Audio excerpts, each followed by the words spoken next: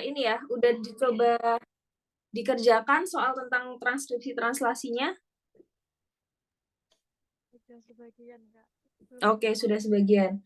Nanti sekarang sebelum mulai kita coba apa namanya berdoa dulu ya, biar lancar. Berdoa dimulai. Berdoa selesai. Oke, kita coba bahas ya teman-teman. Bentar.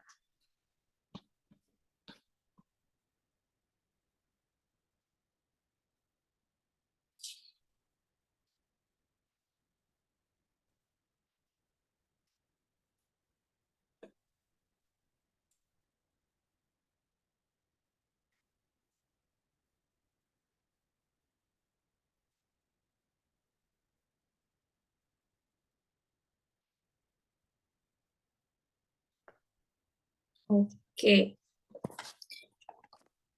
Jadi kita lihat nomor 1 ya. Jadi nanti aku akan ajari step-stepnya gitu. Cara mengerjakannya seperti apa.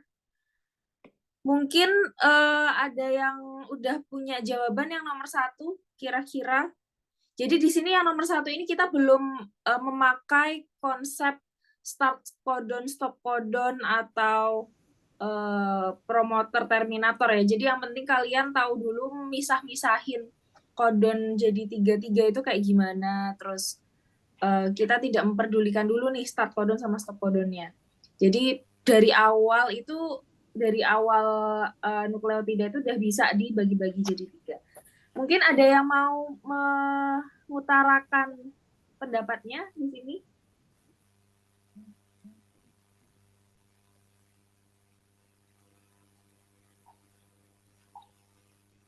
Atau ada masih bingung nih yang nomor 1 nih? Maksud soalnya kayak gimana?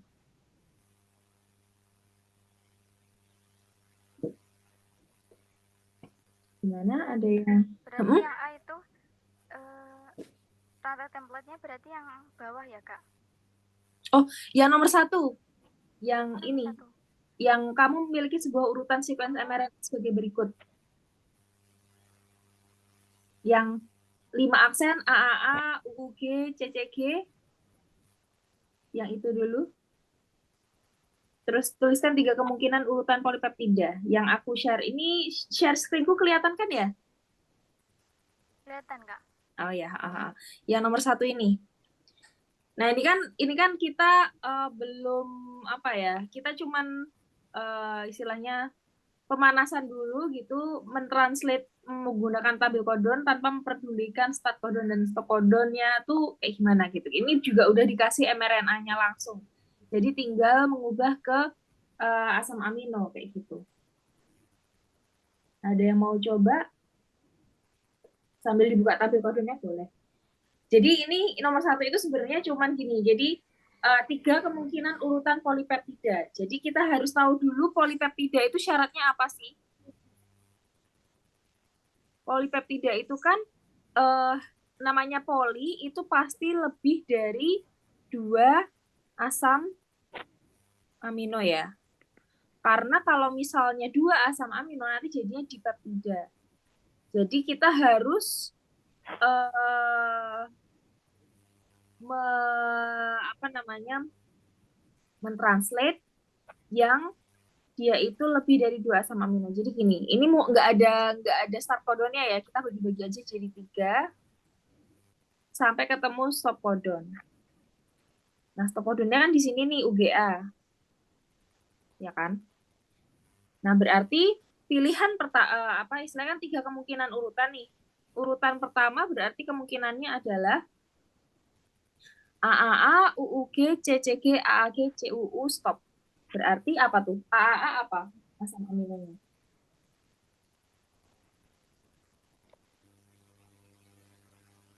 Apa asam aminonya AAA?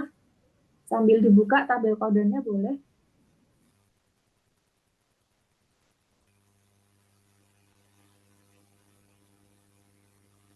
Ada yang udah nemu?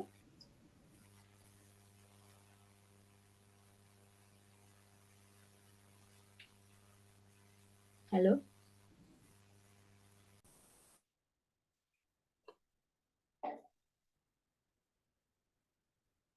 Yuk, AAA apa kodonnya?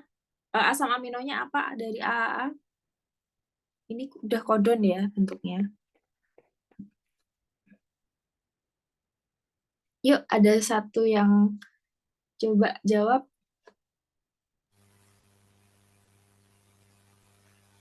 Ini kayaknya ada yang on mic, tapi suaranya tuh nggak masuk ya. AAA itu Heeh, heeh. lisin. Iya, betul betul. Lisin. Oke, berarti lisin apa terus habis itu UUG apa?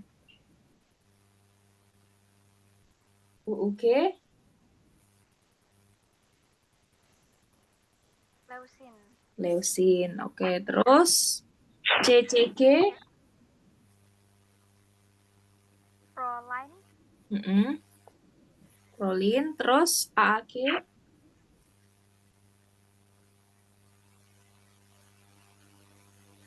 Lisin. Lisin. lisin atau lisin? AAG. Lisin. Lisin ya? Oke. Lisin. Oke. Terus CUU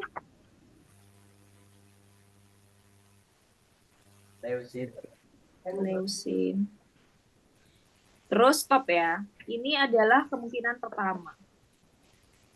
Nah, ini kan start codonnya kan nggak disebutin ya. Maksudnya kita tidak mempermudah start codon. Jadi kemungkinan kedua berarti bisa aja mulainya dari yang UUG. Berarti leusin, prolin, lisin, leusin, stop.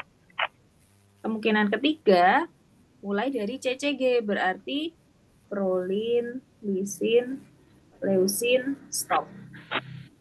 Nggak bisa nih kalau misalnya dia minta polipeptida terus kita mulainya dari AAG karena nanti hanya terdiri dari dua asam amino lisin dan leusin saja, itu bukan polipeptida. Makanya hanya ada 3 kemungkinan urutan polipeptida yang bisa dihasilkan dari mRNA ini. Itu sih yang nomor 1. Ini kayak pemanasan dulu biar kalian terbiasa untuk mentranslate-nya kayak gitu. Sampai sini kira-kira nomor 1 ada yang ditanyakan? Apakah cukup jelas? Jelas, Kak. Oke, jelas ya. Oke, selanjutnya nomor 2. Nah, ini kita mulai lebih komprehensif nih. Jadi kita harus menentukan dulu mana template-nya, terus kita mentranskripsi, terus habis itu kita transklase. Nah, kita kan dikasih di sini DNA nih, DNA rantai ganda, ya kan? Diketahui memiliki gen yang sangat pendek. Transkripsi dimulai dari transcription start site. Jadi mulainya transkripsi ini dari TSS di sini. Yang terletak setelah promoter, ditandai dengan warna kuning. Arah transkripsi ditunjukkan oleh panah, berarti arah transkripsinya itu dari kiri ke kanan. Transkripsi berhenti di bagian akhir dari transcription terminator, diwarnai dengan warna biru. Nah, jadi kalau misalnya kalian diberikan pertanyaan seperti ini, step-stepnya adalah pertama, ini tentukan template-nya dulu. Cetakannya ini yang mana? Kayak gitu. Gimana cara menentukan cetakannya yang mana, menentukan template yang mana? Kita bisa lihat dari arah transkripsinya. Kalau misalnya arah transkripsinya itu dari kiri ke kanan, kayak gini, ya kan? Berarti nanti mRNA itu dibentuknya kan pasti penambahannya itu dari 5 ke 3 kan? Kemarin ya kita belajar. mRNA selalu pertumbuhannya dari 5 aksen ke 3 aksen. Berarti kira-kira 5 aksen ke 3 aksennya arahnya mana? Jadi yang mRNA-nya nanti kayak gini, yang atas ini nomor yang A atau yang B? Kalau arahnya ke sana. mRNA-nya nanti bentuknya yang 5 aksennya yang seperti A atau yang B? 5 aksen, 3 aksen. Kalau arahnya dari kiri ke kanan.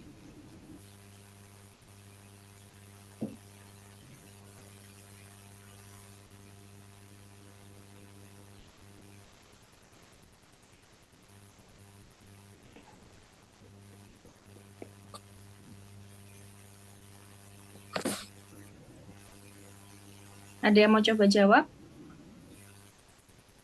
Tadi kayaknya ada yang udah bertanya template-nya yang bawah ya Kak. Jawabannya betul yang bawah.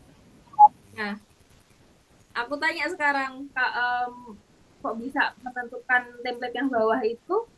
Nah, ini kan step-stepnya nih untuk menentukan template yang bawah gitu. Jadi kira-kira kan kita menentukan dari arah transkripsi nih. Arah transkripsi dari kiri ke kanan berarti mRNA yang terbentuk yang A atau yang B? Yang A. Yang A ya. Karena kan jalannya dari kiri ke kanan pasti penambahannya itu di 3 aksen. Berarti mRNA yang terbentuk adalah 5 aksen ke 3 aksen. Artinya, berarti template DNA-nya kebalikannya ya kan, karena kan sifatnya anti paralel. Berarti template-nya adalah yang bawah. Gitu. Berarti nanti mRNA-nya akan sama dengan si DNA yang atas, cuman T-nya diganti dengan U. Gitu. Sampai sini kira-kira bayang? Paham? Ada yang masih bingung?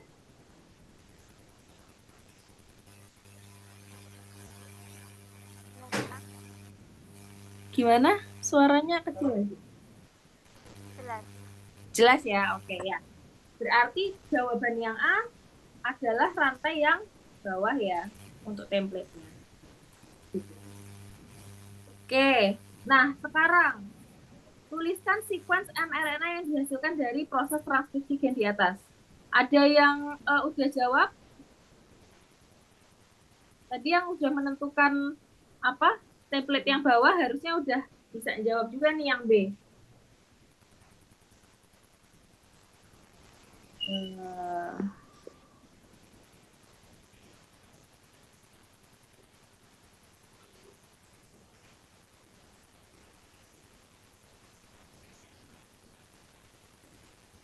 Yuk, coba sequence mRNA-nya gimana nih dari 5 aksen ke 3 aksennya. Disebutin aja A, T, G, G-nya.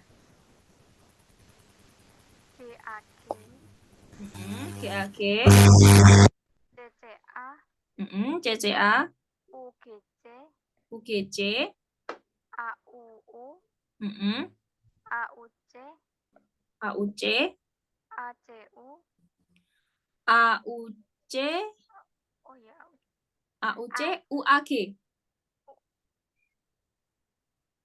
Sampai mana tadi nih? GAG, CCA, TG, GG, GAG, CCA, UGC, AUU ya kan? AUC, UAG. ya, UAG. UAG ya. Terus AG, UAG, AUA ya.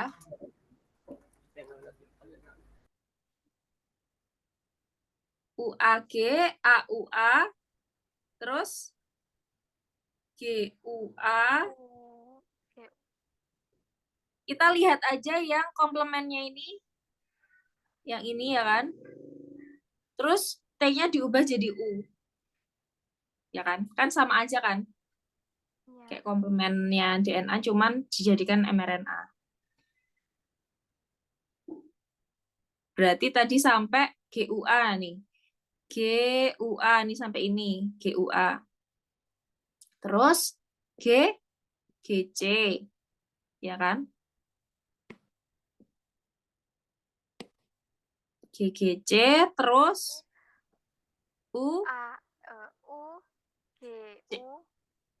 UC, jangan dibalik lagi, nanti balik lagi ke template. Berarti GGC, UCU, terus GAG, AAU. Oke, ya betul. Ini ya, jadi kalau kalian udah nemuin double strand kayak gini, enaknya adalah ketika mengubah ke memang kalian harus menentukan template-nya yang mana, tapi enaknya adalah ketika mengubah ke mRNA tuh kalian langsung nyontek aja gitu yang komplemennya. Cuma nanti T-nya jangan lupa diubah jadi U. gitu. Terus jangan dibaca sebagai komplemennya lagi, nanti balik lagi ke template gitu ya. Jadi tinggal nyontek aja T-nya diganti U gitu.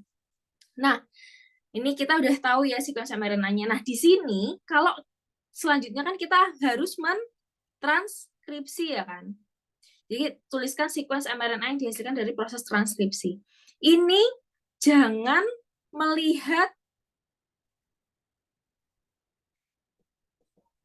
start dan stop, codon dulu. Jadi seperti yang kita lakukan barusan, ya udah ubah aja dari setelah promoter sampai sebelum terminator. Jangan pisahkan 3-3 dulu, jangan cari start atau stop codon dulu gitu. Karena nanti transkripsi kan tidak memakai start codon dan stop codon yang kemarin kita belajar. Kita mulainya dari promoter dan berakhir di terminator. Makanya langsung aja diubah ke mRNA tanpa memisahkan 3-3 dulu. Gitu. Nah, baru berarti ini B jawabannya ini ya. Ini jawaban B. Nah, terus yang C, tuliskan urutan asam amino. Nah, baru dari jawaban B ini kita translasi. Ya kan? Berarti kita cari apa kalau translasi? Asam amino. Asam amino. Untuk mengubah ke asam amino kita kan perlu memisahkan menjadi codon ya kan. Nah, sebelum memisahkan dari 3-3 kan kita harus mencari apa dulu nih? Kita kan bukan memisahkannya 3-3-nya tuh bukan dari GAG 3, CCA 3 gini kan. Kita harus mencari apa dulu kalau mau misahin 3-3? Mulainya transkripsi itu dari apa? Transkripsi dimulai dari start codon. Codon. Berarti kita harus cari start codon dulu. Nah, kalau udah mau mulai translasi, kita harus pertama kali yang dilakukan adalah cari start codon. Start codon adalah apa? AUG. AUG. Berarti AUG-nya di sini yang ini ya. Nih, di sini. Nah, berarti start codon itu ada di sini. Nah, baru kita pisahkan 3-3. AUG, CAU, UAU, CUA, GAU, AGU, AGG, CUC. Terus cari apa? Stop Codon. codon. Stop codon apa aja kemarin? Harus UAA, UAA, UAG. UGA. Oke, sip. Ini udah ketemu belum nih? UGA ya, ini ya. Stop di sini. Nah, udah terus berarti tinggal lihat tabel codon. Nah, berarti apa nih? Asam aminonya. AUG apa AUG? Metionin.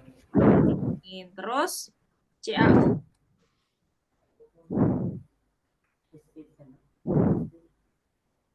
Apa CAU? Histidin. Histidin. Terus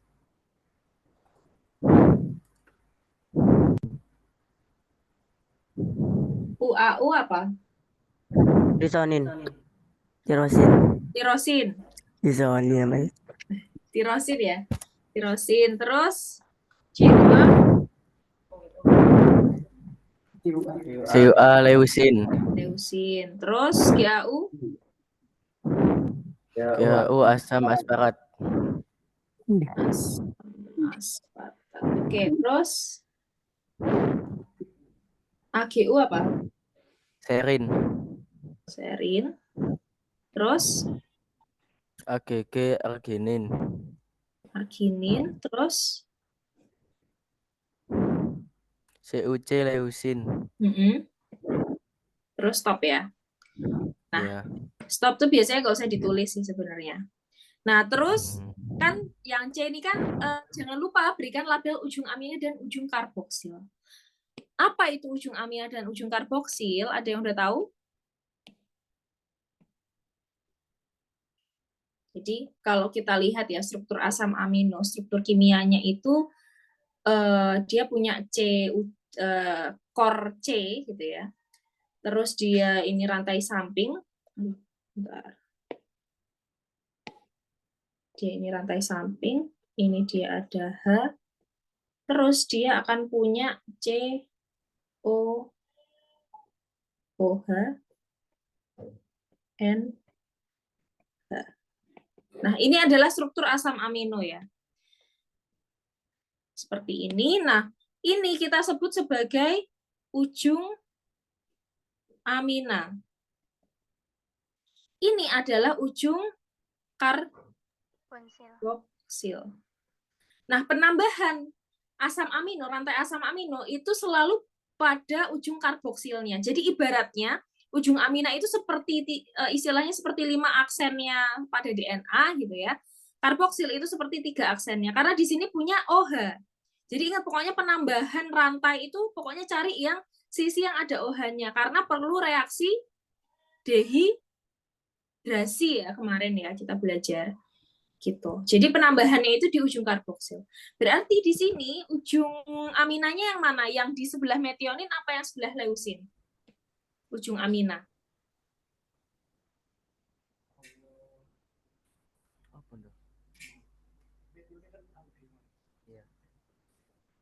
Penambahannya tadi kan arahnya dari metionin ke leusin kan? Berarti ujung aminanya yang mana? Ujung karboksilnya yang mana? Karboksil. Amina sing metionin.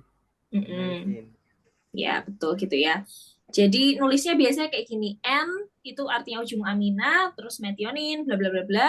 Sampai akhir stop biasanya nggak usah ditulis, terus tulis C itu artinya ujung karboksilnya. Gitu ya. Oke. Iya. Terus yang D, jika sebuah mutasi penambahan nukleotida TA, T di rantai atas dan A di rantai bawah, setelah basa TA yang dicetak tebal, maka seperti apa urutan sequence mRNA-nya? Ada yang udah mencoba mengerjakan yang ini? Jadi ada mutasi nih, mutasi titik namanya. Point mutation. Ini namanya point mutation. Atau mutasi titik.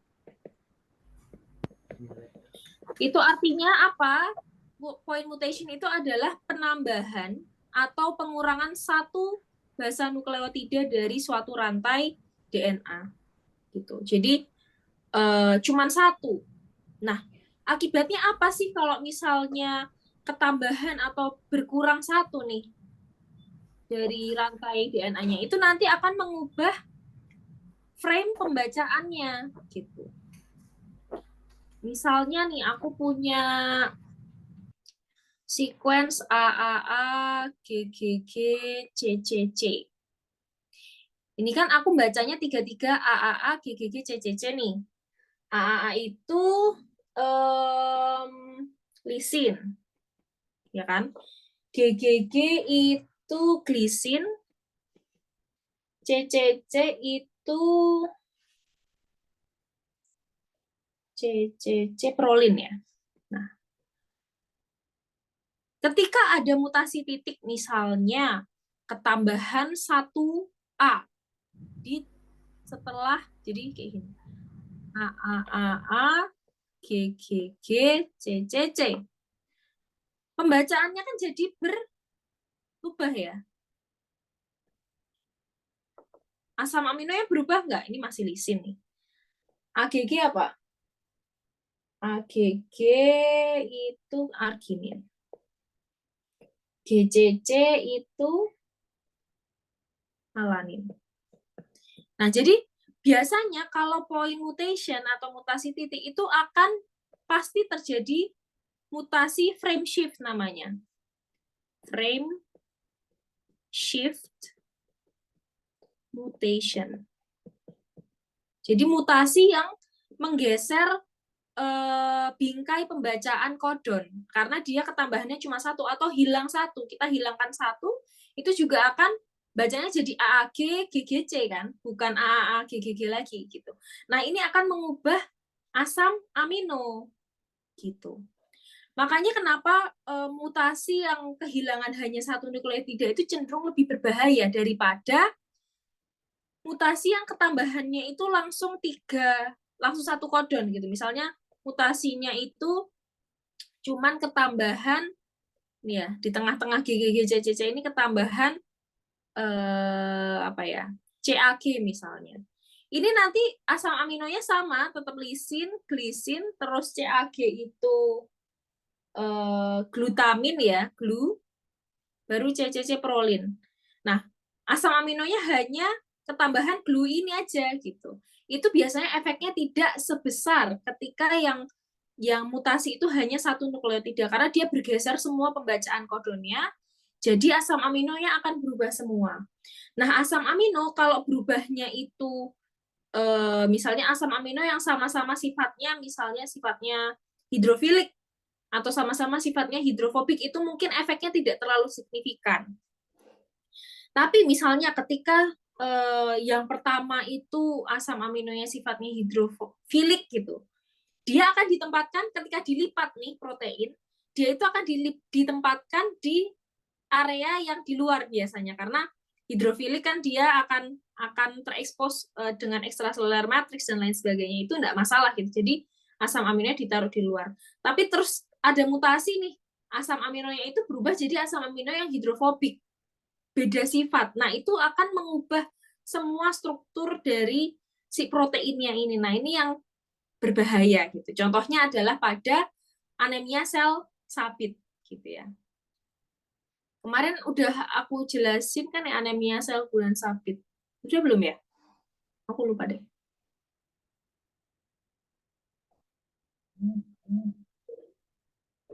Udah tahu anemia sel bulan sabit itu gimana? Oh, kemarin udah jelasin belum ya? Aku lupa.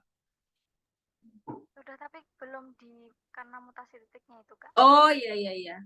Ntar aku coba ini ya. Apa namanya?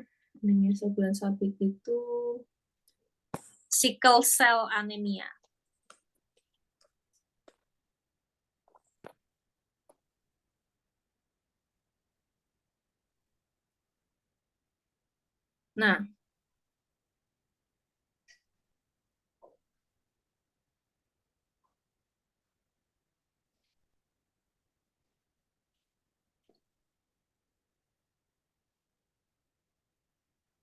Nah, ini ya contohnya. Jadi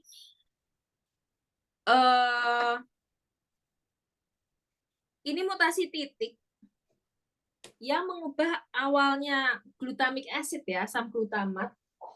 Glutamic acid acid itu C sebentar.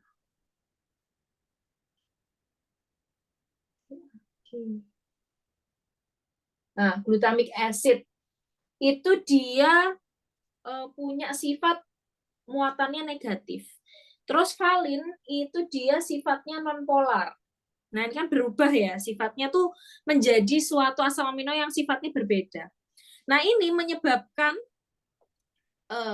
pelipatan protein yang membentuk eritrosit itu berubah sehingga nih jadi berubah bentuknya juga, mengubah bentuk juga gitu. Jadi hemoglobinnya jadi terkristalisasi. Gitu. Terkristalisasi karena ini perubahan asam amino yang dia tuh berbeda sifatnya karena mutasi titik ini. Gitu ya. Jadi awalnya CTC berubah jadi CAC. T berubah jadi A gitu ya. Ini contoh mutasi titik. Jadi perubahannya itu bisa sampai ke fenotipe, sampai merubah bentuk gitu ya. Jadi perubahan satu basa nukleotida saja itu bisa menyebabkan perubahan bentuk suatu sel gitu ya. Atau bahkan menjadi suatu organnya bisa berubah sifat, berubah fungsi itu juga bisa gitu ya. Jadi sekrusial itu DNA gitu ya. Nah, gitu ya. Jadi ini kalau di soal ini berarti di tengah-tengah T ini setelah TA yang bold ini ya, setelah TA ini itu dia ada ketambahan lagi. Nah, jadi sequence-nya seperti apa nih jadinya? Ada yang mau mencoba ini? Menuliskan lagi? Disebutkan urutannya apa? Tulis di mana ya? Penuh ya. Di sini deh ya, yang sebentar, yang D ya. Aku tulis di atasnya sini ya. Yuk coba, berarti kan GAG ya kan? CCA, UGC, AUU. Nah, AUU U lagi ya kan? Karena T-nya ketambahan lagi. Jadi ketambahan TA lagi. Jadi AUUU AU C U A G A U A G U A G G C U C U G A G A A U. Nah, panjang ya. Nah, terus coba sekarang kita translate ya. AUG-nya tetap di sini. Terus CAU, UUA, UCU, AGA, UAG. Kira-kira bakal sama nggak asam aminonya nih? Beda. Beda ya. Terus dia kira-kira selain beda asam aminonya, dia lebih pendek. Ini menghasilkan berapa asam amino? 1, 2, 3, 4, 5, 6, 7, 8 ya. Stop, tidak dihitung asam amino. Kalau normal dia menghasilkan 8 rantai asam amino. Kalau ini cuma 1, 2, 3, 4, 5 ya. Nah, jadi dia lebih pendek. Nah, ini nanti kalian translate sendiri, bisa lah ya lihat kodon ini. Nah, berarti yang ini kalian tinggal translate dari yang D itu pakai tabel kodon. Itu jadi dia urutan sekuens mRNA-nya yang itu, terus asam amino hasil mutasinya kalian translate pakai tabel kodon gitu ya. Dan dia akan menghasilkan rantai asam amino yang lebih pendek. Sehingga biasanya kalau kayak gitu fungsionalnya juga secara struktur itu dia berubah. Gitu ya. Proteinnya. Sampai sini ada yang mau ditanyakan yang nomor 2? Ada yang kurang jelas? Start codon itu dihitung, Kak? Iya, start codon kan dia menghasilkan asam amino metionin. Kalau stop dia kemarin ya kita lihat itu dia tidak akan mengundang tRNA yang membawa asam amino, tapi malah mengundang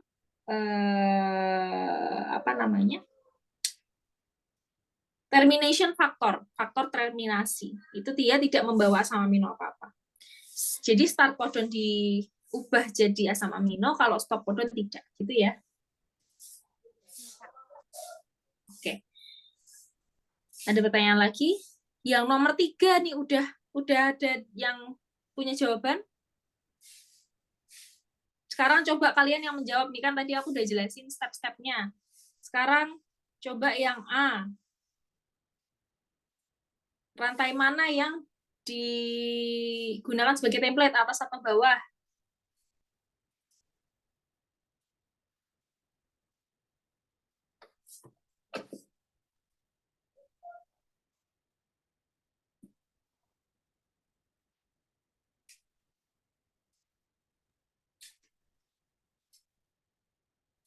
Bawah, Kak. Bawah ya. Caranya sama ya. Ini kan transkripsi dimulai dan dari termasuk nukleotida CG. Berarti ini adalah TSS. Transcription start site. RNA polimerase berjalan dari arah kiri ke kanan. Berarti sama. Arahnya sana. Ini tuh bukan 2 DNA yang berbeda ya. Ini 1 DNA cuman karena nggak cukup. Jadi dilanjutin, makanya ada nomornya ini nukleotida nomor 1, ini nukleotida nomor 100 gitu ya. Oke, sip bawah, betul. Terus di manakah letak promotor terhadap titik awalan transkripsi? Kiri atau kanan? Kiri. Ya, pasti kirinya. Karena jalannya itu kan dari kiri ke kanan ya. Oke, terus tuliskan 15 nukleotida pertama dari mRNA hasil transkripsi DNA. Yuk, siapa mau mendikte? 15 nukleotida pertama aja. Kalau mau diterusin sampai akhir juga boleh sih buat latihan. Tapi ini disuruhnya 15 aja.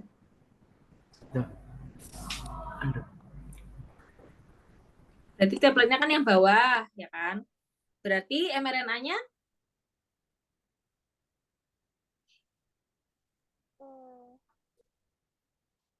kayak tadi tinggal nyontek aja sih sebenarnya.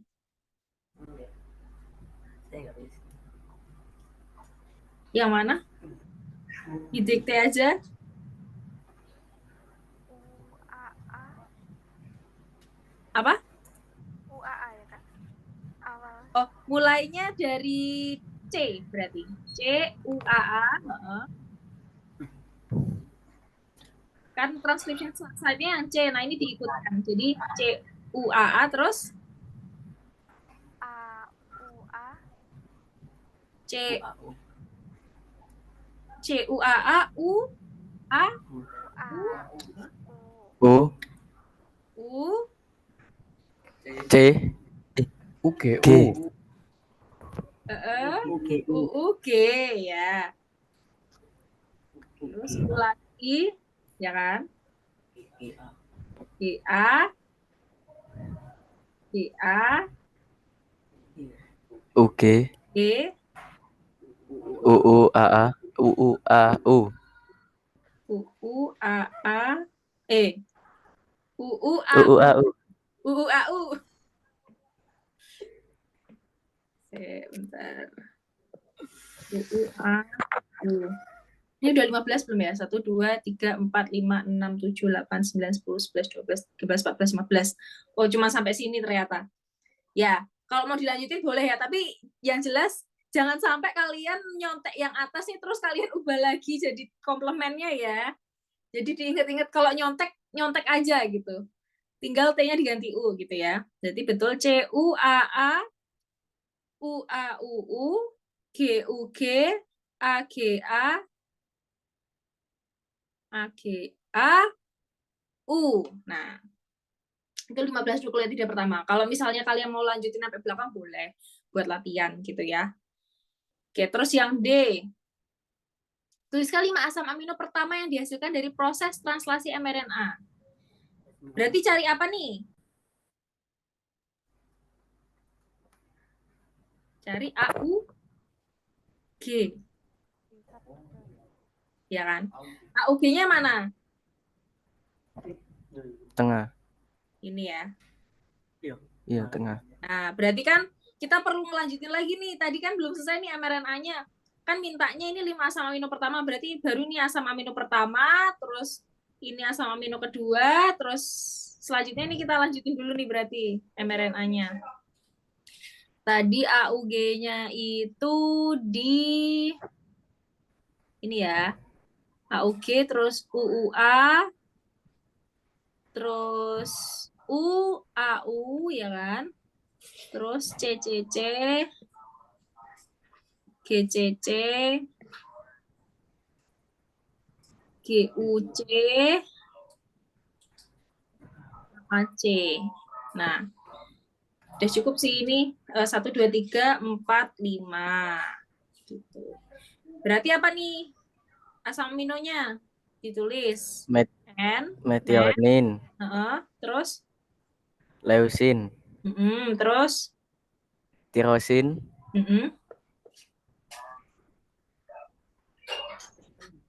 prolin, CCC, Prolin. prolin, terus, glisin, oke.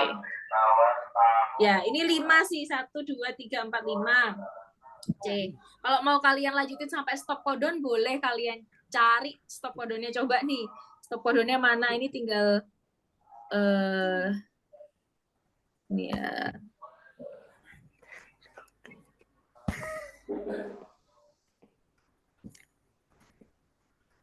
Ini stop codon nih. TGA kan jadi UGA ya. Nih stop codonnya di sini. Silakan kalau kalian mau buat latihan membaca tabel codon gitu ya, boleh nih dilanjutin sampai UGA.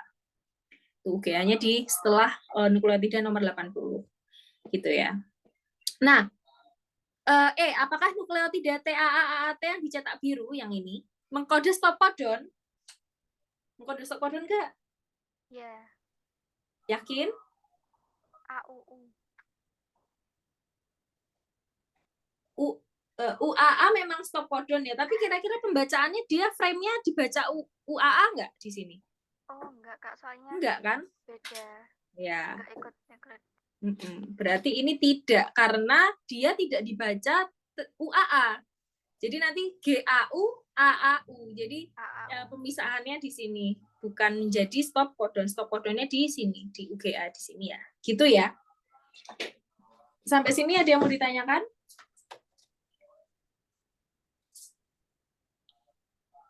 Jelas? Tanya yang mutasi titik tadi, Kak. Yang mana? Mutasi titik tadi kan itu mau menyebabkan nukleotidanya kan jadi lebih pendek. Apakah semua mutasi titik itu menyebabkan pendek atau ada yang perubahan tapi enggak menyebabkan dia lebih pendek gitu? Oke. Jadi bisa sangat beragam ya. Ini kebetulan jadi dia lebih pendek karena ketemu stop codonnya jadi lebih awal. Bisa juga dia jadi lebih panjang. Atau bisa juga jumlahnya sama aminonya, cuma nanti isinya berubah semua. Itu juga bisa gitu. Jadi sangat tergantung dari mutasinya apa gitu. Maksudnya tergantung sequence-nya, tergantung mutasi titiknya apa gitu ya. Jadi bisa sangat beragam. Gitu. Dan terkadang mutasi itu tidak selalu menurunkan fungsi. Bisa juga meningkatkan fungsi. Misal kita misal sekarang itu sudah banyak teknologi ya. Jadi teknologi yang merekayasa genetika untuk meningkatkan atau menurunkan suatu fungsi enzim misalnya. Jadi kemarin waktu S1 aku pernah sama teman-temanku tuh bikin suatu penelitian gitu ya. Kita membuat bakteri ya, bakteri E. coli itu yang ada di pup ya. Itu biar bisa mendegradasi plastik gitu. Nah, itu kita dengan memasukkan suatu gen yang menghasilkan enzim yang bisa mendegradasi plastik ke bakteri E. coli itu. Nah, enzimnya itu kita bisa atur kerjanya gitu ya. Kita bisa atur kerjanya apakah dia dinaikkan atau diturunkan itu ya dengan mengubah-ubah sequence DNA-nya gitu. Terkadang ketika kita mengubah satu sequence itu dia susunan proteinnya kan akan berubah, enzimnya ini akan berubah. Nah, perubahan enzimnya itu bisa malah meningkatkan fungsi enzimnya nih gitu. Malah dia bisa kerjanya lebih bagus. Atau ketika kita ubah lagi yang sequence yang lain, itu nanti enzimnya bisa menurun fungsinya gitu. Jadi bisa sangat beragam. Nah, jadi makanya menariknya belajar molekuler nih teman-teman, kalau yang emang suka banget nih sama biologi gitu, terus pengen lanjut besok kuliah di biologi atau kedokteran tuh bisa banget nanti explore mau buat apa aja dari mengotak-atik DNA tuh bisa. Jadi bahkan kemarin teman-teman adik kelasku juga yang S1 yang selanjutnya yang melanjutkan penelitianku itu mereka bikin alat pendeteksi kanker usus besar nih teman-teman. Jadi kanker usus besar itu kan yang menjadi salah satu penyakit yang mematikan ya di Indonesia. Jadi aku kalau waktu praktek gitu yang aku lupa deh cerita ke kalian atau enggak. Kanker usus besar itu biasanya nggak ketahuan sampai dia terjadi penutupan dari lumen ususnya. Jadi karena masanya makin membesar ya, tumornya makin besar, dia terus nggak bisa BAB, terus BAB-nya berdarah. Nah, itu tuh udah yang di fase akhir. Nah, biasanya kalau fase-fase awal nih, itu nggak ketahuan. Nah, teman-teman adik kelasku ini tuh pada bikin alat pendeteksi, jadi mereka memasukkan gen di suatu bakteri probiotik. Jadi bakteri probiotik itu yang biasanya teman-teman bisa minum atau makan kayak di Yakult kayak gitu-gitu. Tapi nanti ketika kalian makan pil itu yang isinya bakteri probiotik, pup kalian kalau misalnya ada kankernya, itu pupnya berubah jadi warna biru. Nah, menarik kan? Jadi hanya mengubah jadi DNA-nya si bakteri ini kita ubah nih, biar nanti ketika ketemu suatu zat di dalam usus yang itu merupakan zat yang dihasilkan oleh sel kanker, nah itu tuh bakterinya tuh bisa menghasilkan senyawa yang berwarna biru, jadi pup kalian warnanya biru gitu. Nah, kalau pupnya warnanya biru, nah berarti kalian harus cek nih ke dokter gitu untuk mengetahui lebih lanjut, ini beneran kanker, calon kanker usus yang awalnya belum bergejala atau hal lain kayak gitu. Jadi mutasi ini tuh sekarang teknologinya udah banyak banget teman-teman. Jadi kita bisa membuat apapun dari ini merekayasa DNA gitu. Ada juga teman dari MIT itu juga dia bikin E. coli yang bisa menghasilkan aroma pisang. Jadi di produk apa ya istilahnya, penelitiannya dia tuh sampai di apa ya istilahnya, diajak kerjasama oleh industri parfum. Jadi bikin parfum itu pakai bakteri sekarang, teman-teman. Jadi kalian mau bikin parfum wangi mawar, itu tinggal memasukkan gen penghasil harum mawar ke dalam bakteri untuk menghasilkan suatu senyawa yang baunya mawar kayak gitu. Itu intermezzo aja sih teman-teman. Kalau kalian suka nih sama biologi gitu, terus molekulernya terutama, itu tuh banyak hal yang bisa banget kalian eksplor dari segi manapun, industri, dari segi kedokteran itu juga banyak kayak gitu. Gitu. Ada lagi yang mau ditanyakan mungkin? Di sini kalian apa? Ada yang udah kepikiran mau lanjut kuliah apa mungkin? Ada yang tertarik mau lanjut biologi nggak? Atau kedokteran gitu, biasanya kan anak bio suka nih, sukanya kok nggak lanjut ke bio, ke kedokteran. Ada yang mau tertarik? Kayaknya sih ke Tekpang, Kak. Oh, Tekpang ya, itu Tekpang juga bisa sih. Tekpang banyak juga apa biologinya juga kepake juga gitu. Mikrobiologi, terus Tekpang itu kepake juga sih. Bisa banyak yang dieksplor juga di situ. Gitu, ada lagi yang mau ditanyakan? Oke. Oke, kalian udah bisa ya berarti ya, kalau transkripsi translasi ini harus bisa. Ya. Ini soal yang kalian kerjakan ini juga, ini ujiannya S1 anak MIT. Ini aku ambil dari soal ujiannya S1 anak MIT itu, tapi terus tak translate. Jadi kalian udah bisa nih, gitu ya. Keren ya. Gitu ya, oke. Untuk transkripsi translasi mungkin itu sih. Kalau nggak ada pertanyaan, selanjutnya mungkin apa ya? Ntar aku kemarin tuh kita transkripsi translasi, terus selanjutnya kalian mau request apa nih? Ini yang di sini yang mau ikut OSK semua? Iya, Kak. Iya ya. Kalau Iya. mungkin biar apa ya istilahnya lebih efektif, nggak usah urut dari bioselmol ya, maksudnya biar nanti yang Anfiswan dan lain-lain itu tercover juga sebelum OSK. Kalau aku kasih Anfiswan dulu gimana? Anatomi fisiologi hewan. Boleh, Kak. Boleh ya. Antara kalau yang aku amati dari trennya soal OSK itu yang pasti keluar itu kardiovaskular, itu pasti keluar. Saraf itu pasti keluar. Terus kalau imun tuh kadang dong-dongan, kadang ada yang tahun yang dia tidak keluar sama sekali, ada yang banyak banget keluar tuh imun. Nah, mungkin dari 3 itu dulu nih yang udah aku siapin materinya. Kira-kira kalau sama ini, sama osmoregulasi dan ekskresi, jadi ginjal, urin gitu. Dari 4 itu mau yang mana dulu nih? Kardiovaskular, urin? Kardiovaskular atau urin atau saraf? Urin? Ikut kakak Setuju? aja. Oke. Setuju. Oke, urin ya. Oke, kita coba urin ya. Ginjal dan urin. Materinya bisa kalian buka di sharing materi biologi. Udah ada drive-nya kan? Kemana aku share? Udah dibuka? Kalau kalian mau baca-baca tuh udah masih ada disimpan linknya? Masih Kak. Masih ya? Itu ada di folder materi apa ya?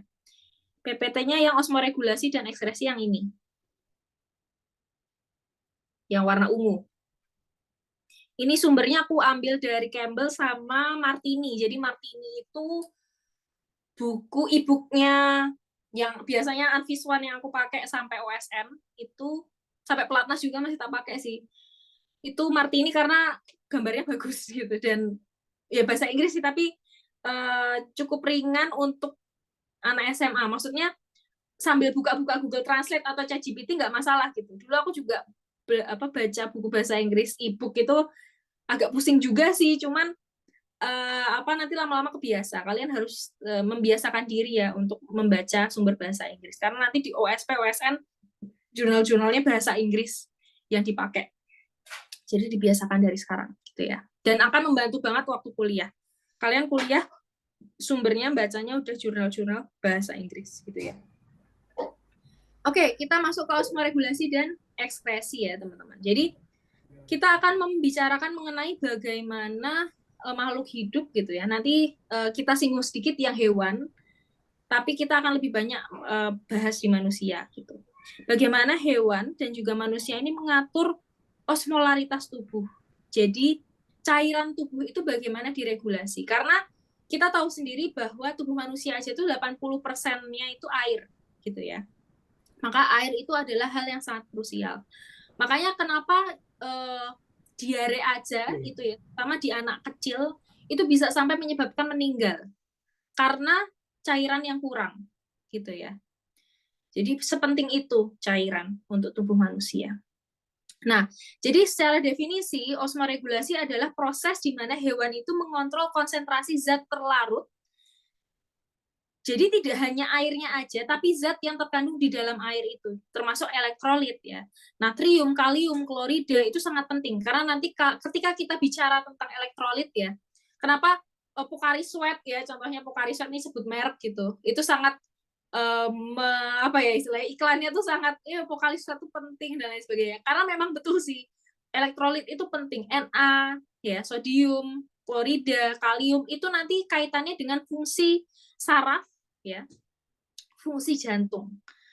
Kekurangan elektrolit atau kelebihan elektrolit ya, dikit aja itu bisa menyebabkan gangguan metabolisme, gangguan aritmia atau gangguan detak jantung kayak gitu.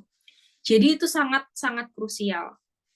Ginjal ini adalah lini terakhir nyawa manusia gitu ya. Jadi kalau ginjalnya rusak, terus tidak mendapatkan transplantasi ginjal segera, itu biasanya tinggal doain aja gitu ya. Udah susah gitu. Kalau ginjalnya udah rusak gitu. Itu udah tinggal menunggu aja gitu karena ya itu tadi kaitannya dengan elektrolit dan lain sebagainya. Banyak banget nanti fungsi ginjal ya. Kita lihat. Jadi kehilangan dan intake-nya itu masuk dan keluarnya itu harus seimbang, nggak boleh jomplang gitu. Kalau masuknya banyak, keluarnya sedikit, nanti jadi ada penumpukan cairan, itu berbahaya juga. Bisa menyebabkan penumpukan cairan di paru-paru, di jantung, itu juga bisa menyebabkan hal fatal gitu ya. Kalau kekurangan juga sama aja gitu ya. Itu osmoregulasi. Nah, mekanisme dari osmoregulasi salah satunya adalah ekskresi.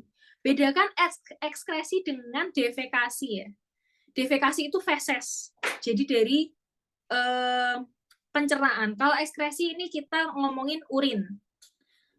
Urin, ngomongin keringat, itu juga ekskresi ya.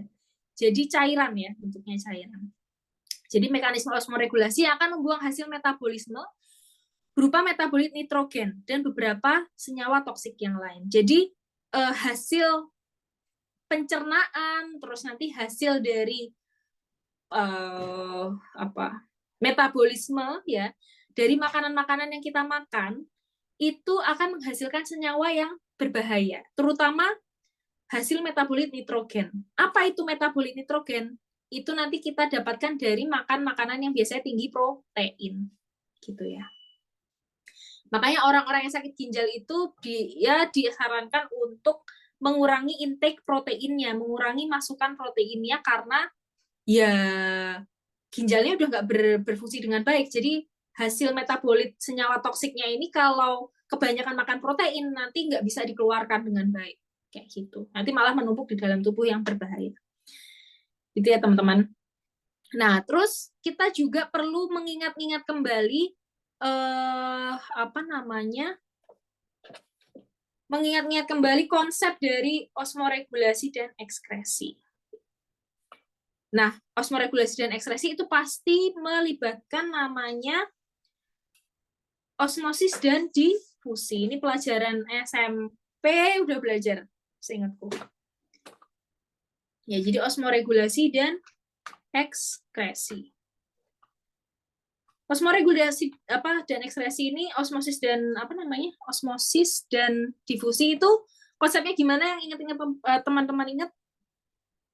Difusi itu apa? Osmosis itu apa? Perpindahan suatu zat dari konsentrasi tinggi ke rendah. Oke. Jadi hati-hati ya dengan penggunaan kata-kata konsentrasi yang tinggi dan rendah. Konsentrasi siapa? Jadi kita harus sebutkan, misalnya nih, kalau osmosis itu kan pergerakan airnya, ya kan? Jadi osmosis itu adalah pergerakan zat pelarut atau air dari konsentrasi air yang tinggi ke konsentrasi air yang rendah melalui membran semi-permeable, itu osmosis. Nah, agak berbeda nih sama difusi. Kalau difusi itu pergerakan zat terlarutnya dari konsentrasi zat terlarut yang tinggi ke konsentrasi zat terlarut yang rendah. Jadi, betul nih, tinggi ke rendah, tapi ini konsentrasi siapa? Itu agak berbeda dari osmosis dan difusi ya, teman-teman. Gitu. Jadi kalau misalnya osmosis, itu yang gerak tuh airnya. Karena dia kan melewati membran semi-permeable. Membran semi-permeable itu biasanya hanya boleh melewatkan beberapa zat, salah satunya air. Gitu. Nah, kalau difusi itu yang bergerak adalah zat terlarutnya. Jadi misalnya kalian punya baskom diisi air, terus kalian netesin tinta warna hitam gitu. Nah, terus kan nanti lama-lama dia nyampur. Nah, ini yang bergerak itu bukan airnya, tapi si tintanya. Dari konsentrasi tinta yang tinggi ke konsentrasi tinta yang rendah gitu kan. Itu difusi. Gitu ya, teman-teman. Kira-kira jelas perbedaannya? Gimana? Ada yang masih bingung konsep osmosis difusi? Jelas. Oke, jelas ya. Ya, intinya itu jangan kebalik. Jadi kalau mau ngomong konsentrasi tinggi ke rendah, ini konsentrasinya siapa dulu gitu. Gitu ya. Oke. Nah, nanti kalau di hewan itu ada dua mekanisme osmoregulasi. Jadi hewan itu punya dua cara untuk mengatur osmolaritas tubuhnya. Jadi ada hewan yang namanya osmokonformer, ada yang osmoregulator.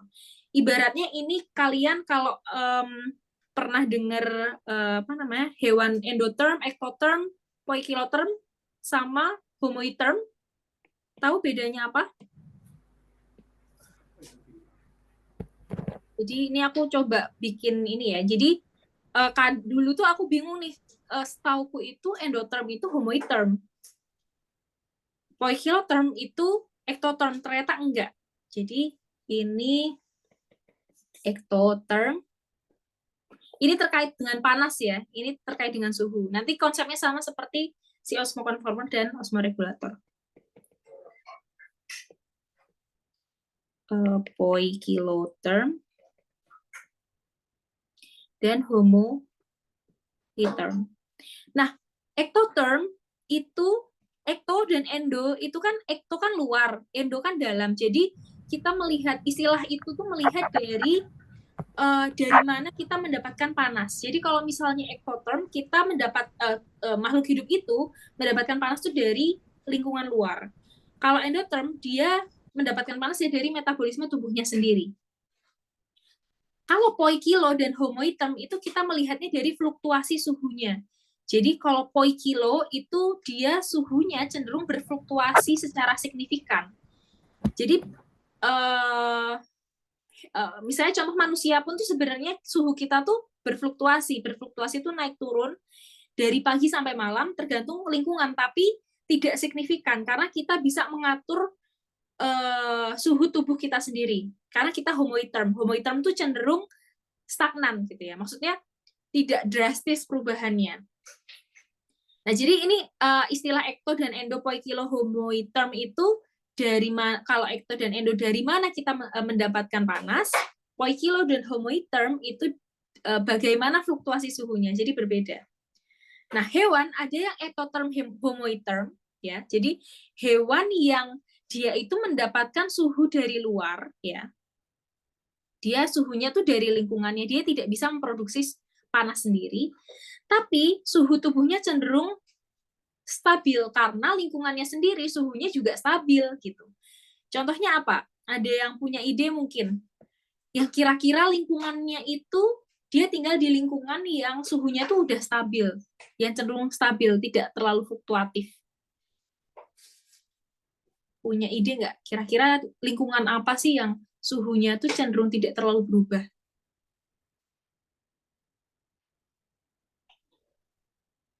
Ada yang tahu? Kadal. Apa? Kadal kayak. Kalau kadal itu dia itu contoh hewannya ya maksudnya ya. Kadal itu nanti sebenarnya masuknya lebih ke poikiloterm sih, karena dia kan di darat nih. Nah, di darat tuh kan kadang lingkungannya panas gitu, kadang berawan, dingin gitu. Itu nanti dia masuknya ke sini kalau kadal nih. Ke ektoterm poikilo. Nah, kalau ektoterm yang homoiterm itu contohnya nih, hewan-hewan yang hidup di dasar laut. Ya. Dasar laut itu kan dia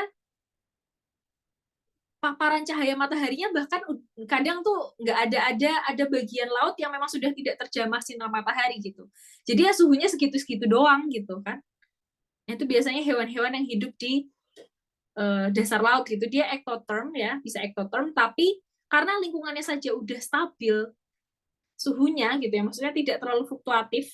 Nah, itu dia homoiterm gitu. Beberapa jenis ikan yang tinggal di dasar laut gitu. Kalau misalnya endoterm dan homoiterm ini gampang nih, contohnya manusia. Kita bisa memproduksi panas kita sendiri dari metabolisme, sehingga kita cenderung suhunya itu stabil. Makanya endoterm, homoiterm. Kalau poikiloterm, endoterm itu agak sulit sih contohnya. Jarang banget sih poikiloterm, endoterm nih. Jadi dia suhunya fluktuatif, tapi dia bisa menghasilkan panas sendiri. Itu agak jarang sih. Aku belum menemukan, tapi kalau nggak salah tuh juga beberapa jenis ikan ada yang kayak gitu. Itu ya. Nah, itu kalau regulasi itu termoregulasi ya dari suhu. Nah, kalau osmolaritas itu mirip. Jadi osmokonformer ini mirip seperti si ektoterm.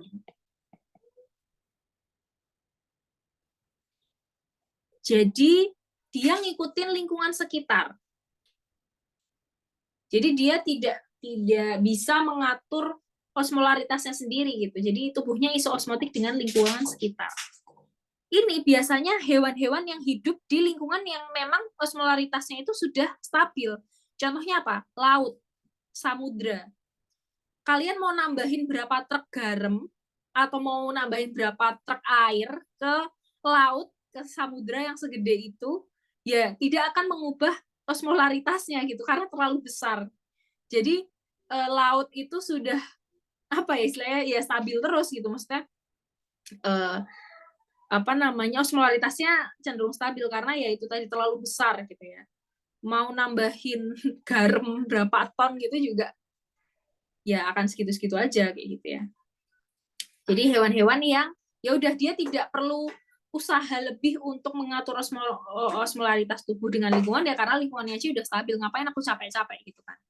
Berbeda dengan osmoregulator. Ini hewan-hewan yang hidup di darat atau di perairan yang cenderung mudah berubah osmolaritasnya. Contoh di danau atau di sungai. Terkadang itu perubahan lingkungan itu tuh apa ya istilahnya mudah untuk mengubah osmolaritas. Misalnya kekeringan dan lain sebagainya itu kan nanti bisa mengubah osmolaritas juga dan lain sebagainya.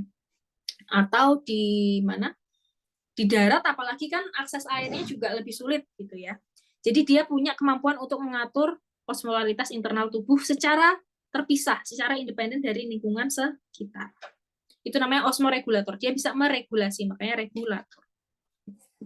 Gitu ya. Nah, biasanya, nah ini, osmokonforma adalah hewan yang hidup di laut, yang osmolaritasnya konstan, ya kan? Osmoregulator ini di air tawar, terestrial ya. Jadi, biasanya hewan-hewan yang osmokonformer itu nggak bisa hidup di lingkungan hewan-hewan osmoregulator. Gitu. Jadi kayak misalnya kalian nangkep ikan laut gitu, terus kalian mau pelihara tapi di akuarium air tawar ya matilah dia. Dia tidak bisa mengatur osmolaritasnya, terus tiba-tiba osmolaritas air laut diubah jadi osmolaritas air tawar. Nah itu shock lah dia tubuhnya gitu. Kecuali kalian adaptasi dulu itu masih mungkin ya. Jadi perlahan-lahan itu konsentrasi garamnya dikurangi, itu nanti lama-lama bisa mengadaptasi dia gitu ya. Tapi itu perlu waktu lama. Gitu. Setengah 9. Oh, kita masih punya setengah jam ya. Oke, cukup. Nah, ini contohnya ya. Jadi kalau kita lihat osmoregulasi di ikan laut sama ikan air tawar itu agak berbeda.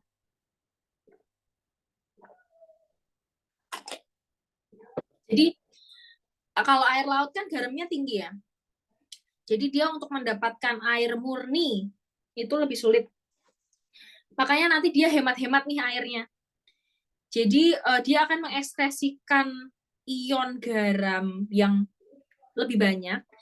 Pipisnya jadi lebih pekat. Airnya sedikit, garamnya banyak gitu ya. Berbeda dengan freshwater fish. Dia airnya kan ya air tawar ya. Jadi dia buang-buang air nggak masalah. Orang kalau kurang air dia tinggal mangap aja gitu kan. Tinggal mangap aja dia udah dapat air gitu. Jadi pipisnya juga cenderung lebih encer gitu ya. Di freshwater fish. Nah, ini nanti bentuk dari ekskresi ya tadi ya. Ekskresi itu kan hasil metabolit nitrogen. Bentuknya bisa 3 macam. Amonia, asam urat, dan urea. Sebenarnya mereka ini tuh satu jalur metabolisme. Cuman ada hewan yang memilih untuk mengekskresikan amonia, ada yang memilih untuk mengekskresikan asam urat, dan ada yang memilih untuk mengekskresikan urea. Sebenarnya bukan yang terus 100% dia akan menghasilkan amonia saja atau asam urat saja, tapi mayoritas tuh dia akan mengeluarkan sebagai apa? Misalnya contoh burung, ya, aves itu dia cenderung ekskresinya berupa asam urat. Manusia itu cenderung urea. Ikan itu cenderung amonia. Kira-kira kenapa ya? Kok bisa beda-beda? Ikan ini, yang aves itu, yang mamalia urea, gitu ya. Kenapa nggak jadiin satu aja sih, ribet banget gitu, dibeda-bedain gitu. Kira-kira ada yang tahu nggak apa alasannya? Clue-nya adalah kita melihat dari habitatnya. Amonia banyak ikan, urea mamalia, asam urat banyak di aves. Boleh sambil searching coba. Sambil brainstorming, kira-kira kenapa kok beda-beda sih? Ada hewan yang mengekspresikan sebagai amonia, ada yang asam urat, ada yang urea. Padahal mereka tuh satu jalur metabolisme gitu. Maksudnya amonia tuh nanti kalau diproses lebih lanjut bisa jadi urea, urea diproses lebih lanjut bisa jadi asam urat. Kenapa nggak ya udah gitu amonia semua gitu atau asam urat semua? Gitu. Coba dicari dulu.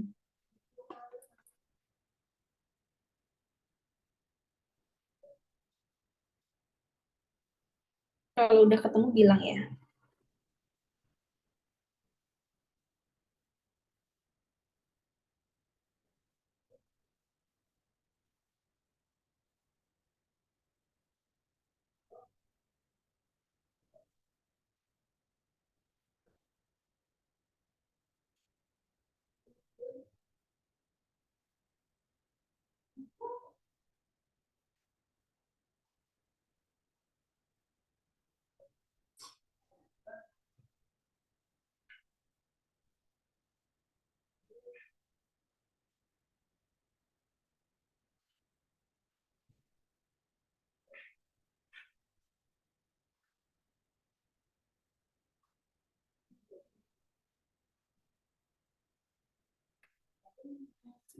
Sambil searching boleh.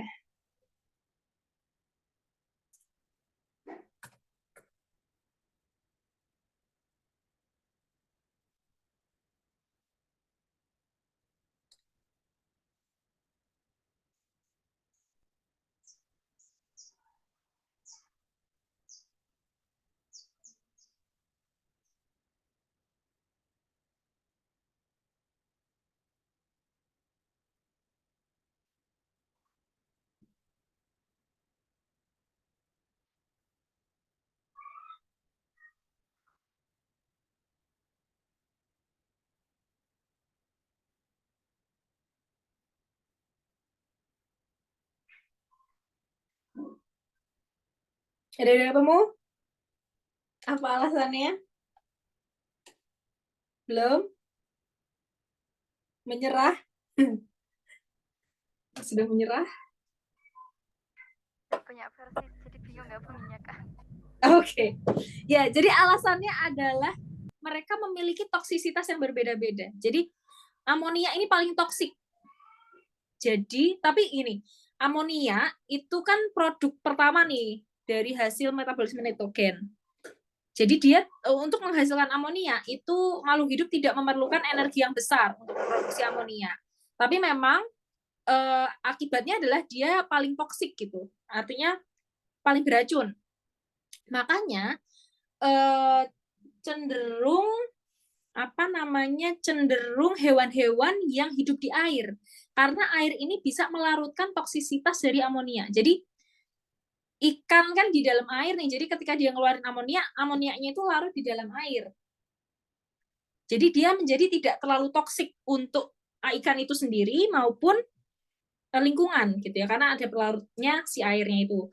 Tapi makanya kalau misalnya kita memelihara ikan gitu ya, terus tidak ada sirkulasi air yang baik ya nanti lama-lama ikannya juga mati karena ada penumpukan amonia di situ. Gitu. Jadi dari toksisitas amonia paling tinggi, tapi dia memerlukan pelarut untuk menetralisir toksisitinya. Dan dia memerlukan energi yang paling sedikit, gitu ya. Jadi nggak perlu energi yang banyak-banyak.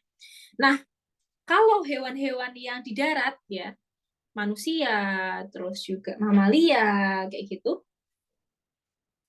itu apa namanya?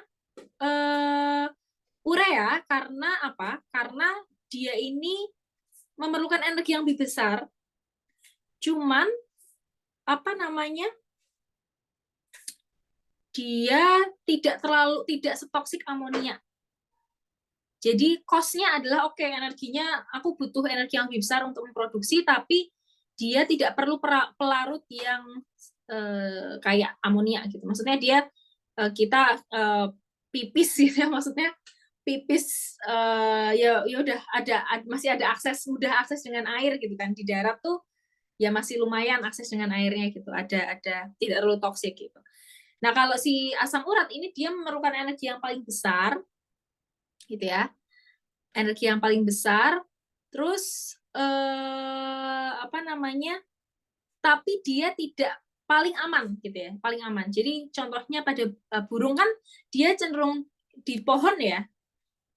Banyak burung tuh tinggalnya di pohon, jadi akses ke airnya juga terbatas gitu ya. Jadi ya dia ekskresinya dalam bentuk asam urat. Jadi tidak berbahaya bagi lingkungan maupun dirinya sendiri gitu. Itu sih, jadi dari toxicity-nya berbeda. Nih ya, contohnya. Jadi amino group ya, tadi kan kita belajar di struktur asam amino protein kan punya gugus amina nih. Nah, dari situlah nitrogennya itu. Atau dari basa nucleic acid ya, asam nukleat itu kan juga punya basa nitrogen ya. Nah, itulah yang akan di metabolisme menjadi amonia, urea maupun asam urat. Gitu, jelas ya teman-teman ya. Nanti kita akan belajar di sini kalau misalnya sistem ekskresi hewan tuh macam-macam, dari hewan tingkat rendah sampai hewan paling tinggi manusia gitu ya.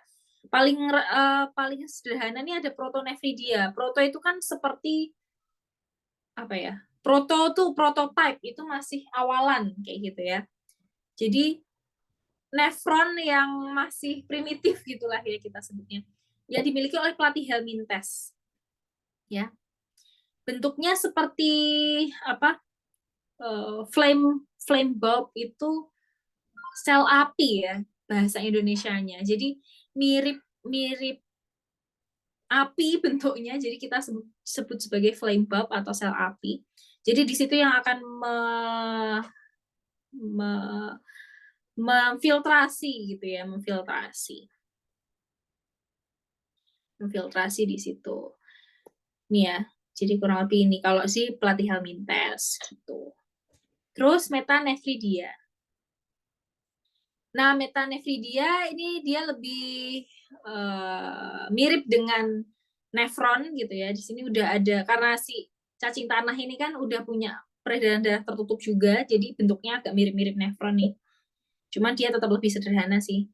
Ini metanefridia punya cacing. Terus ada lagi Malpighian tubuls. Jadi tubulus malpighi ini dimiliki oleh serangga. Dia ekskresinya itu jadikan satu sama feses. Jadi dia karena peredaran darahnya terbuka ya kan, dia memfiltrasinya dari hemolimf. Hemolimf itu cairan yang ya cairan sirkulasi yang tapi tidak melalui pembuluh darah gitu ya. Terus dia filtrasi, dan nanti hasil filtratnya itu akan disatukan dengan feses. Jadi pengeluarannya satu jalur, feses dan urin. Itu Malpighian tubuls. Nah ini yang paling sophisticated, paling kompleks gitu ya, ginjal. Ginjal mamalia, hewan tingkat tinggi, manusia itu mirip-mirip lah, walaupun nanti strukturnya agak ada perbedaan. Gitu. Tapi secara umum kita akan bicara pada manusia. Nah ini ginjal seperti ini. Nanti secara anatomi ya, kita punya kapsul ya, kapsul paling luar. Ini kapsul paling luar, ini dia kapsul ginjal itu dia sifatnya kaku.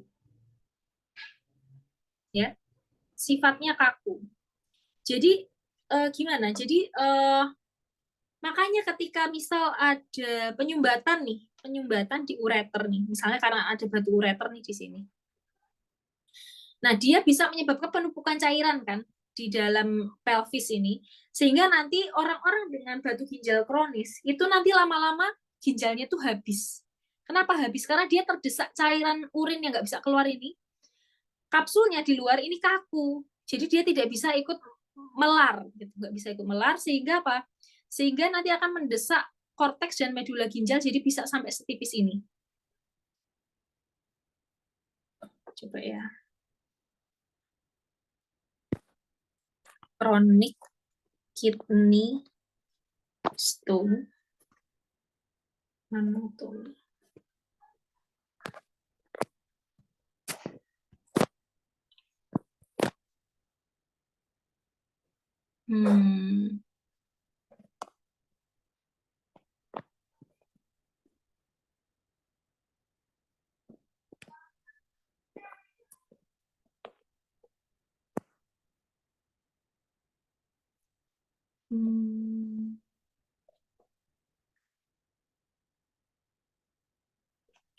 Ini namanya hidronefrosis.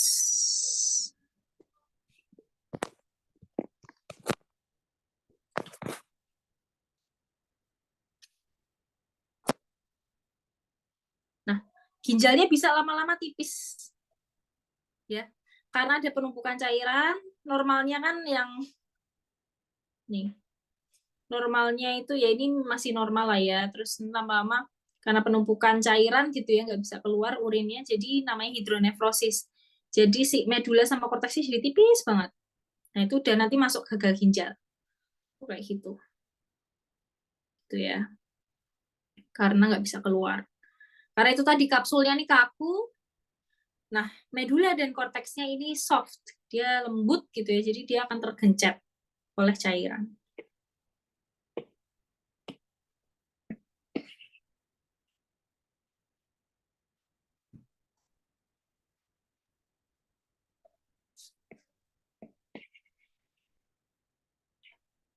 Gitu. Nah, ini korteks tuh yang ini ya, yang luar. Dari segini ini korteks, terus medula ini yang kayak piramida ya. Segitiga-segitiga ini piramida ginjal, renal apa? Nama ininya tuh renal piramid. Seperti piramida ya. Nah, ini pelvisnya yang di tengah ya. Pelvis renalis ini nanti untuk mengumpulkan urin nanti yang akan dibuang ke ureter.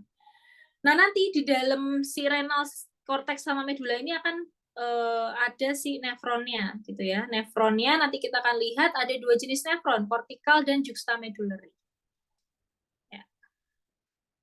Nah, ini fungsi ginjal teman-teman banyak banget ya. Ekskresi jelas. Terus regulasi homeostasis. Ya. Homeostasis itu apa? Ada yang tahu? Homeostasis.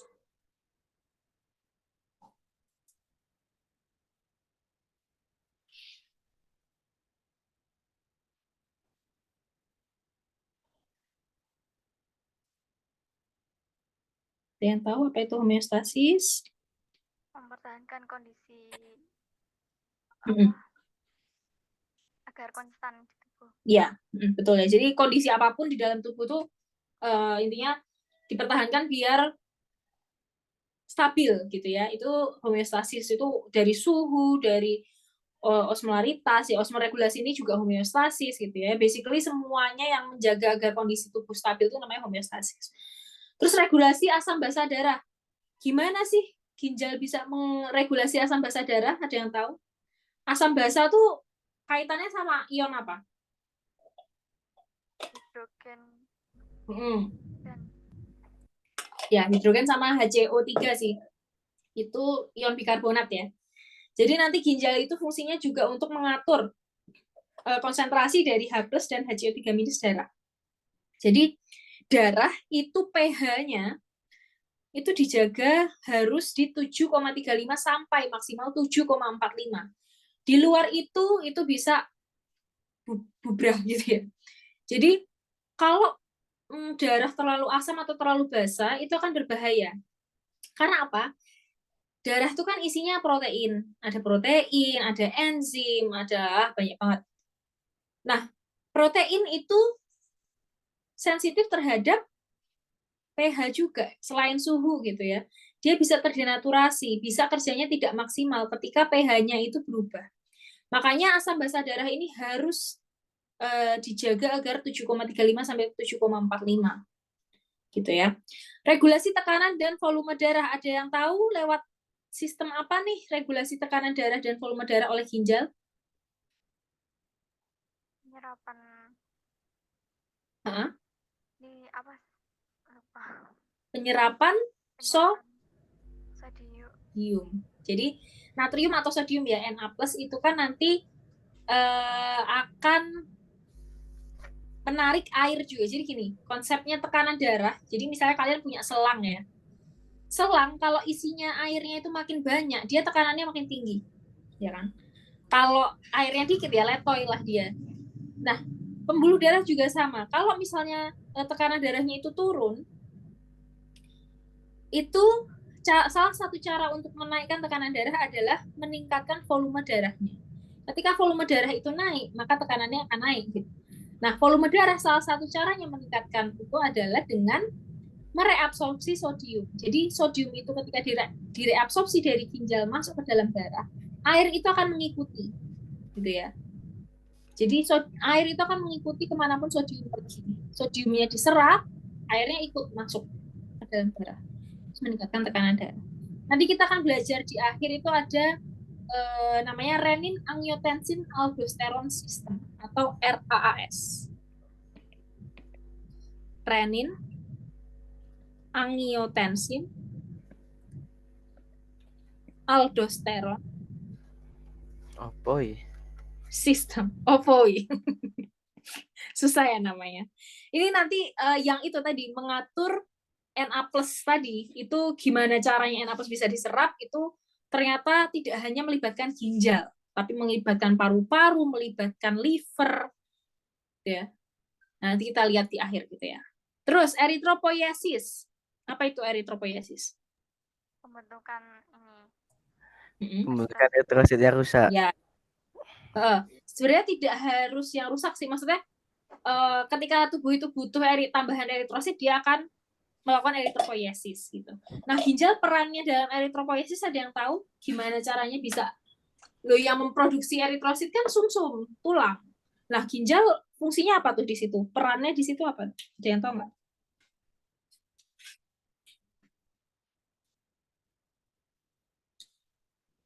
Kira-kira perannya ginjal dalam eritropoiesis ini apa nih?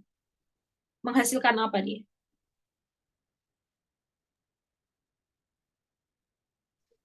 Hormon. Ya, betul. Dia fungsinya sebelum si sumsum ini menghasilkan eritrosit, itu ya dia akan dikomando sama ginjal. Jadi ginjal tuh malah komandannya gitu ya. Dia akan menghasilkan eritropoietin, ya, suatu senyawa yang akan memicu proses eritropoiesis gitu. Nah, terus regulasi konsentrasi sodium, potasium, klorida, dan ion lain ini jelas karena nanti di tubulus ginjal itu kita akan melihat berbagai macam channel ion. Channel ion, terus juga nanti ada aquaporin, itu untuk penyerapan air gitu ya. Gitu. Jadi itu tadi untuk homeostasis sih basically. Ini semua tuh jadi nomor 3, 4, 5, 6 itu adalah sebenarnya homeostasis juga gitu ya. Terus aktivasi vitamin D. Jadi vitamin D itu sebenarnya bukan didapatkan dari cahaya matahari gitu ya. Cahaya matahari itu hanya membantu mengubah previtamin D menjadi vitamin D. Jadi previtamin D itu udah kita punya gitu. Nah, nanti dibantu ginjal dibantu oleh sinar UV gitu ya. Dia akan mengaktifasi yang awalnya previtamin D jadi vitamin D yang aktif. Gitu ya. Oke, sampai sini ada pertanyaan terkait fungsi ginjal. Ini fungsi ginjal ini banyak banget ya, teman-teman. Makanya aku bilang kenapa ginjal tuh lini terakhir nyawa orang itu karena ya itu tadi kalau misalnya ginjalnya udah rusak, nah itu udah ke organ lain juga akan berdampak gitu ya. Karena ketika konsentrasi sodium, potasium, klorida itu tidak maintain dengan baik ya, saraf juga akan terganggu, jantung terganggu, bisa sampai cardiac arrest gitu ya. Bisa sampai henti jantung gitu ya. Oke, gak ada pertanyaan.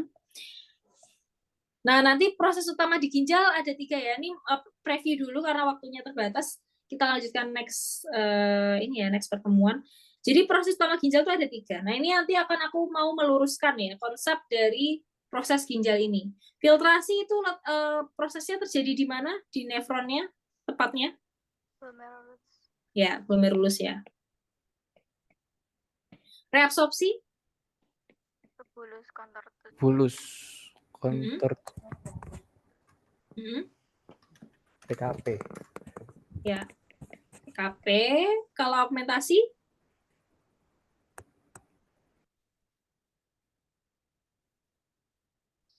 Augmentasi? Tubulus contortus distal. Nah, di sini ada yang mau aku luruskan. Filtrasi betul di glomerulus. Reabsorpsi itu definisinya apa sih sebenarnya? Jadi kan dia pengambilan kembali zat-zat yang masih dibutuhkan oleh tubuh ya kan. Jadi intinya ketika di tubulus itu terjadi penyerapan kembali suatu zat itu kita sebut sebagai reabsorpsi. Augmentasi kebalikannya. Augmentasi itu adalah penambahan suatu zat yang sudah tidak dipakai ke urin. Jadi istilahnya buang zat ke dalam tubulus itu kita sebut dengan augmentasi. Apapun yang dibuang itu dimanapun itu kita sebut sebagai augmentasi. Reabsorpsi dan augmentasi, reabsorpsi itu tidak hanya terjadi di TKP. Kita lihat coba kita ke sini dulu ya, ke lompat sebentar. Nah, proksimal. Ini ada reabsorpsi nggak di sini? Pengambilan kembali zat yang masih dipakai masih ada di sini? Ada prosesnya? Ini ya. Ini kan penyerapan kembali, ini reabsorpsi. Ya. HCl3-, NaCl, H2O, nutrisi, termasuk glukosa di sini ya. K+ itu direabsorpsi di sini. Oke, betul. Ada augmentasi nggak di proksimal? Penambahan zat ke urin ada nggak di proksimal itu? Di gambarnya? Ada ya. Berarti argumentasi juga ada dong di TKP, ya kan? Iya. Nah, di distal, reabsorpsi ada nggak di distal? Ada. Ada. Ada. Henle, reabsorpsi ada nggak? Ada. Ada. Collecting duct, reabsorpsi ada nggak? Ada. Ada. Berarti reabsorpsi terjadi di sepanjang tubulus. Tapi memang 80% reabsorpsi itu ada di TKP. Makanya mungkin ketika di sekolah gitu ya, diajarinya ya reabsorpsi di TKP gitu. Untuk mempersimpel aja gitu. Tapi realnya adalah proximal, distal, Henle, collecting duct itu semuanya ada reabsorpsi. Cuma nanti zatnya beda-beda gitu ya, seperti dilihat di sini.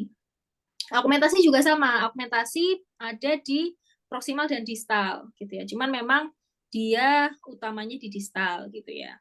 Gitu. Jadi sekarang kalau ditanyain di mana letak di mana proses terjadinya reabsorpsi dan augmentasi, udah tahu ya jawabannya. Jadi tidak hanya pada TKP si reabsorpsi ini gitu ya. Augmentasi juga tidak hanya di TKD gitu ya. Gitu. Nah, nanti next kita akan boleh dibaca-baca dulu ya nanti sebelum pertemuan, jadi biar lebih enak gitu ya. Nanti kalau misalnya udah ada pertanyaan juga bisa langsung tanya gitu ya. Untuk proses-prosesnya, jadi detail anatominya, terus proses-prosesnya, kita belajar juga tentang GFR gitu ya, glomerular filtration rate, terus tekanan-tekanan yang mempengaruhi filtrasi ini sering keluar gitu ya. Terus apa kondisi-kondisi yang mempengaruhi filtrasi, terus tadi RAAS, renin-angiotensin aldosteron system, terus juga terkait dengan osmolaritas ini ya untuk ADH ya, dari antidiuretik hormon. Oke, sampai sini ada yang mau ditanyakan dulu sebelum aku akhiri, udah jam 10 soalnya. Di sini ada kegiatan lain. Ya, Kak. Oke, cukup jelas ya teman-teman. Oke, terima kasih banyak atas perhatiannya. Besok kita lanjut lagi minggu depan, insya Allah hari Sabtu juga sih. Nanti aku kabarin lagi gitu ya. Semoga nanti tidak ada miskom lagi. Ya, Kak. Mm-mm. Sama minta nomor WA Mm-mm. atau Oh, nomor WA boleh kalau mau tanya-tanya. Ntar aku. kalau ada konfirmasi apa info. Oh iya, saya selama ini kan lewat Mas Mahbub ya. Aku chat ya.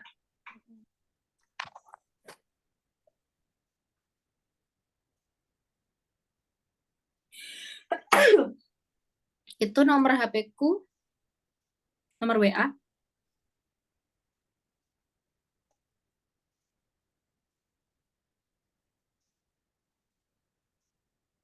IG juga boleh. Ya, apa IG-nya, Kak? Barangkali ada yang mau connect lewat IG, Justru silakan. kita seringnya ke IG soalnya. Oh, seringnya lihat IG, boleh. Itu IG-nya Ashifa_ itu. Bahkan kalau mau di follow nanti follow back.